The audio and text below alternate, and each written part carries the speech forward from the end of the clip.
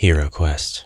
It has endured throughout the ages, a testament to the best that dungeon crawling has to offer, fundamentally changing the way that we view board games by bringing the dungeons to the masses not once but twice, and not in just one locale but globally, with considerations made for each territory at one point. Perhaps no game is perfect, but for a lot of us, HeroQuest represents the easiest choice for board game night when you have people over who've never played a dungeon crawler in their lives. People who think Conan is a 6'4", red-haired talk show host. People who, if you can even imagine it, did not sink 11 hours of their lives to watch the Lord of the Rings extended cuts on DVD in order to understand the tossed dwarf joke. Guys, it's not funny anymore. Please stop making the tossed dwarf joke. But what's going on in this scene? Why do I have it set up this way? Maybe you'll find out as we go through the top 10 best things about HeroQuest today on AshQuest. Owing to my example about the guests that you would hypothetically have at your house, as if you'd ever invite people who haven't watched Lord of the Rings into your home.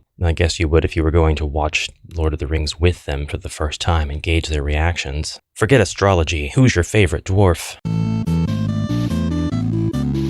HeroQuest is easy to learn and simple to play. Although the game is rated for ages 14+, you could absolutely teach children how to play this game. And children about half that age have designed quests for the game. The choices that each hero has on their turn are simple, easy to remember, sometimes situational, but you really don't have a lot of room for exceptions. It's just simple. It breezes. As far as dungeon crawlers go, especially contemporary ones, it's the easiest one out there, or at least somewhere in the top 3. Not easy in terms of difficulty, but easy in terms of difficulty in learning how to play. Players can open a door, see Zargon put down the monsters and furniture, and immediately kind of gauge the difficulty rating of that room for them. They know if it's going to be safe to run in there and attack a monster with the rest of their turn, or turn around and get out of dodge, hoping the other heroes will come to their aid if they are a bit spaced out on the board. Now, being a games master or dungeon master in any TTRPG is going to bring with it a lot of stress, and the more experienced you are at playing the game, the more capable and comfortable you will be in that role. But for HeroQuest, it really doesn't take much time or experience at all to be a capable Zargon.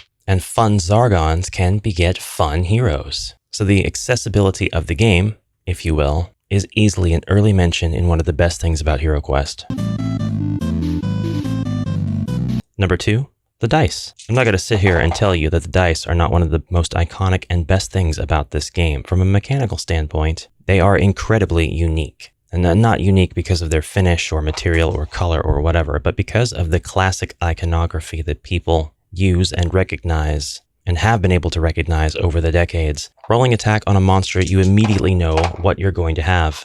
That's a fail. The monster doesn't even have to roll. There is virtually no number crunching and no math, save for subtracting the amount of black shields that the monster is going to use to defend against your roll of skulls, and perhaps saving for the amount of squares left that you can travel after rolling your 2 6-sided dice for movement. Never mind any of that. The point stands. The dice facilitate this. HeroQuest is not the only game to have combat dice that aren't just D6s with varying amounts of pips on each face. But there are only 3 symbols to recognize, and they are immediately recognizable because you will be using these same symbols every single quest multiple times a quest. The skull, the shield, the black shield, the monkey's nut, the monkey. Sorry, I got carried away. Now, the creators of the game and the current owners of the game have not really come out with anything that is different in terms of dice. We still have movement dice. We still have the combat dice. They have the same configuration of 3 skulls, 2 white shields, 1 black shield. We do have different themes of dice, different colors or different finishes. It kind of spices things up a little bit. It gives each hero the opportunity to roll their own distinct flavor of dice, if you will. But nothing else has really changed about them, and I would argue that that's because you can't really improve on perfection. Now, without a segue that I deemed creative enough to be worthy of going into this next topic, we'll just jump into number 3, best thing about HeroQuest, the quest book design. You can tell an advanced HeroQuest player how many pages a quest book will have, and they'll know immediately what kind of content is going to be in that book. When I said advanced HeroQuest player, I meant a HeroQuest player who is advanced at playing the game, not a player of advanced HeroQuest, just in case, you know. Whether it's going to have more than 10 quests, whether it's going to have things to speculate about, new mechanics. It's a bit of an extreme example, but the reason that I like the quest books so much is multifold. For one, they all follow the same design convention. They're about 6 by 9 inches. They don't take up very much room at all, and yet they are packed with content because the people really knew what they were doing in designing each campaign book. This isn't going to cost a lot to produce. They can, at this point, pretty much pull from a rich template, a pool of resources, in order to just crank these out. And yet, all quest books have the same features. An alchemist's shop, if necessary. Background for Zargon's eyes only. Setting up the lore of this specific campaign. And then how to actually play the campaign with regards to starting this new expansion after having completed the game system's quests. Then the meat of the quest book, which is the quest maps and quest notes themselves. Everything you need to make a compelling, engaging quest is right here on these 2 pages. This is a library of resources for the Zargon player. They will know exactly where every single monster, every trap, every room, every door, every piece of furniture is placed. They will know where every secret is from this very simple layout of the map. And all of the quest notes that they could possibly need will be right here in the lower text. You've got an upper portion that headlines the title of the quest that the heroes are on, a little bit of lore to read to the heroes, and then you let them do their thing while paying attention to the quest notes to make sure that you're putting down the right stuff and saying the right things when they get to where they need to go. The quest books basically spoon feed you everything you need to be a successful Zargon,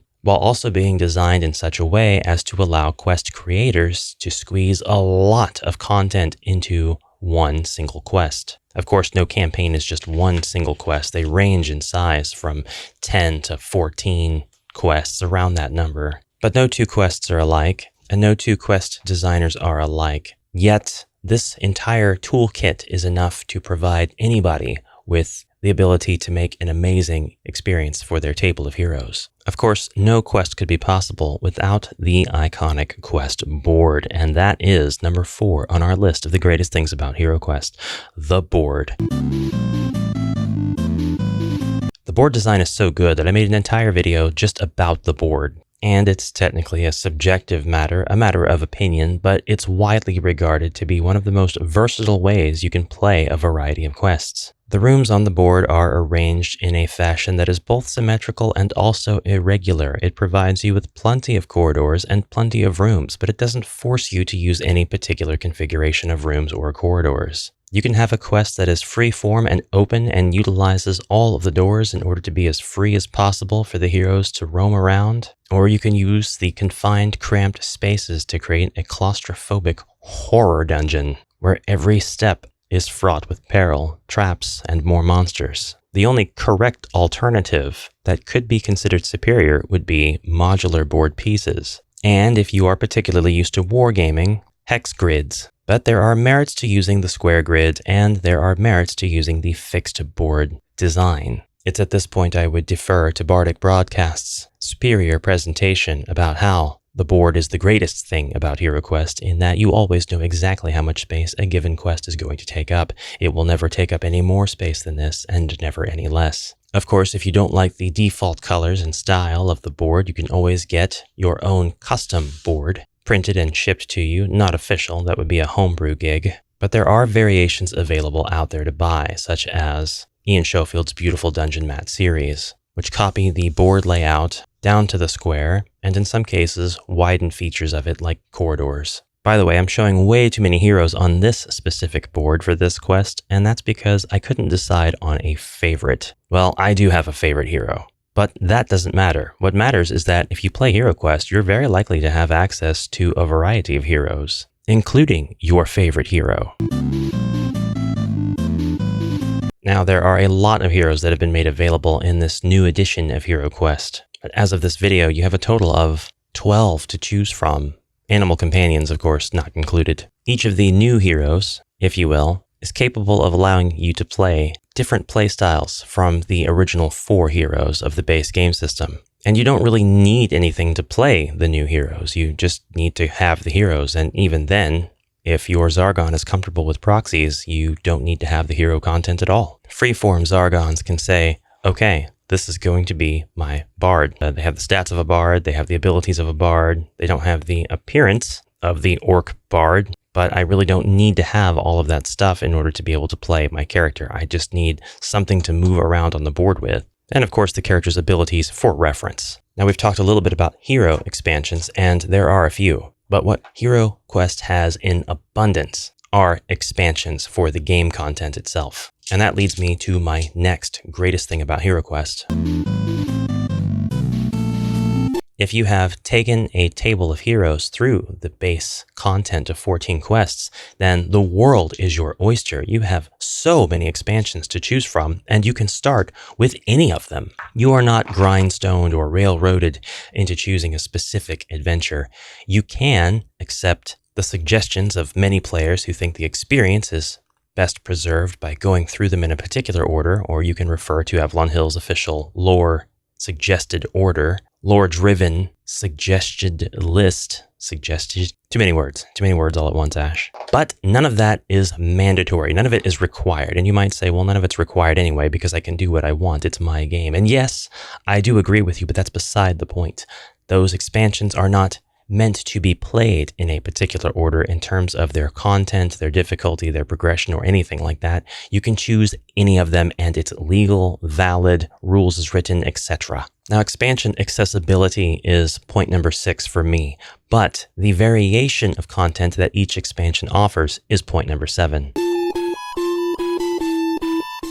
With Jungles of Delthrak, for example, one of the latest expansions in an ever-growing series, you get the ability to play the campaign multiple times in order to unlock all of the quest content because there are branching paths, which is a first for HeroQuest narratives. The branching path system allows you to literally play the campaign in several different ways depending on which paths you want to take each time you play. This isn't really practical or realistic. Your party of heroes is probably going to play through it once and be done, but if you had a second party of heroes and you were Zargoning their table, so to speak, and they chose differently, then you as Zargon would get to experience fresh new quests. And that's a huge plus. The Jungles of Delthrak content specifically gives you jungle-themed enemies, tiles, heroes, animal companions, quests, mechanics, equipment, loot. And all of this stuff is stuff that you can easily carry over into your next game if you wish. There's no rules as written that really support it. But the groundwork is there, the framework, if you will.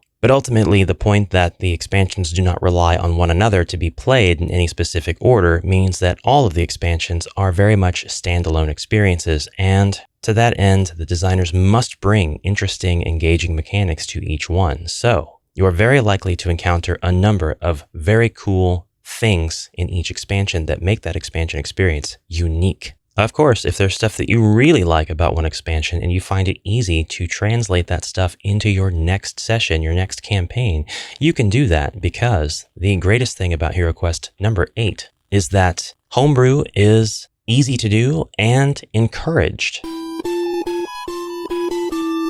You'd never find this in a conventional quest setup. I've got goblin archers combined with giant ape combined with frozen horror elements off in the distance. They don't serve any purpose, but they do drive home the point that they can be there. Then we've got Against the Ogre Horde doors combined with Rise of the Dread Moon, Spectral Torture Chamber, portcullises from Mage of the Mirror, and so on. None of this makes any sense, and none of it has to. I homebrewed this quest. I put all of this stuff together. It would not have been possible, for lack of a better word, to really do it using any of the rules as written or quest books or expansions by themselves. But by virtue of access, I can make a quest like this, and the players at my table can have a very unique questing experience. I didn't say it was going to be a good one. Not good for them. But this is by far not even scratching the surface of what I mean when I say homebrew. Do you like the alchemy deck from Rise of the Dread Moon? Bring it into your other expansions, or into the base game if you want. Homebrew it. There's no rule that says exactly when you should be able to use your heroes. It's generally assumed you can use them out of the box, but if you'd rather your players play with the base 4 for a few quests and then unlock the ability to play as new heroes, homebrew it. If you want to treat this fire as a Dark Souls bonfire and your heroes can resurrect at it with perhaps reduced stats, homebrew it. I've complained before about a lack of character progression system. We don't really have that, but you can homebrew it, and people have, and these homebrew systems are available. They are everywhere. There is so much homebrew for HeroQuest, as a matter of fact, that it's kind of I don't want to say a thriving market, but the stuff is out there. It's commercially available. You can go to third-party content creators and you can buy their homebrew stuff. There's all kinds of stuff. There are other boards. There are special dice with different configurations that allow for different kinds of combat. There are special miniatures with their own sets of skill cards. There are decks of skill cards meant to empower your existing heroes. There are event cards for Zargon. There are published quest books that are available on a variety of platforms, even Amazon. There are special boards, special tiles. Anything and everything can be homebrewed. And that's particularly easy to do because the greatest thing about HeroQuest number 9 is that everything is kind of compatible with HeroQuest. What's that you say? You bought some 28mm classics off of eBay? You get a Minis 3D female wizard printed and sent to you as a gift? You can use them in HeroQuest. Roll some stats for these guys. Have them in your next adventure. Got a crush on the Harpy Lady from AltarQuest? For reasons that elude and confuse yet entice you? Man, she's got legs long enough to reach the ground. Roll some stats for her. Use her as a hero or a mid-boss in HeroQuest. I think I'll use her for her dateable character. My explorer's got to have somebody to come home to, you know? Find yourself in possession of D&D dice? Put them in HeroQuest. Reaper miniatures? HeroQuest. Warhammer Fantasy miniatures? HeroQuest. Gloomhaven Bugs and Buttons miniatures? HeroQuest.